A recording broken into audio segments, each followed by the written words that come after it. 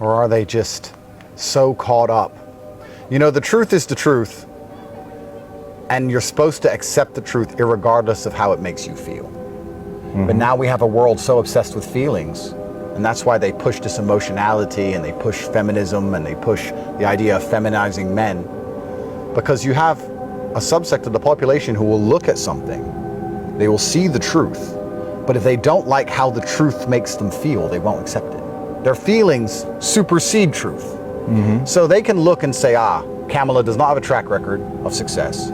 She's yet to say what she's going to do as the leader. She can't argue with world leaders on behalf of America like Trump could. She doesn't have the experience. They'll ignore all that. They want to believe, because she's a woman, or whatever other reason, that she's better.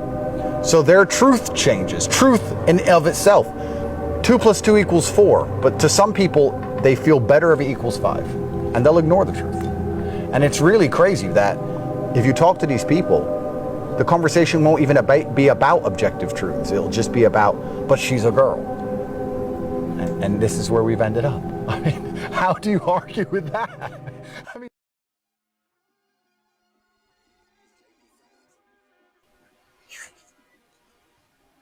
Everyone online makes entrepreneurship look easy. It's the money, the freedom, the lifestyle. But no one talks about what it's actually like starting a business as a teenager. It's no money, no connections, no one taking you seriously.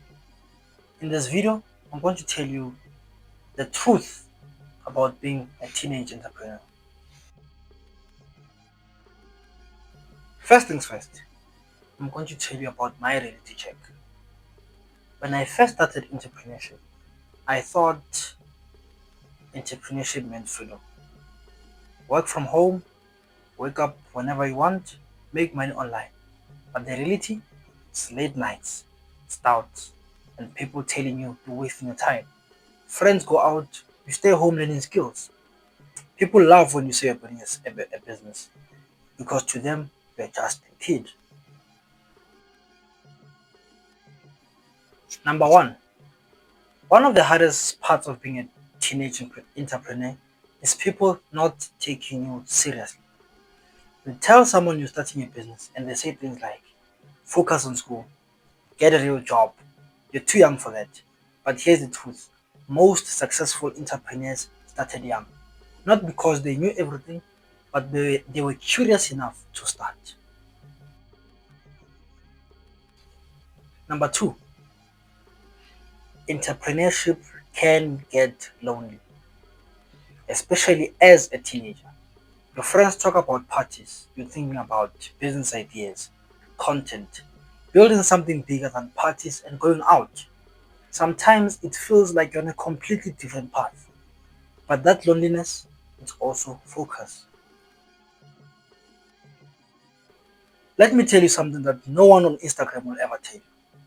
Your first video might get 10 views. Your first ideas will probably fail. Your first business might not even make money. Your first product might not sell. But that is very normal.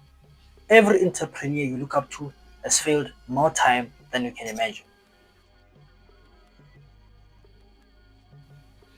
The turning point isn't when you make your first dollar. It's when you stop quitting. Most people try entrepreneurship for 3 weeks, but then they stop. But they want to succeed. They keep learning. They keep improving. They keep showing up. And that's what matters the most. Being a teenage entrepreneur gives you something that most adults don't have. Time.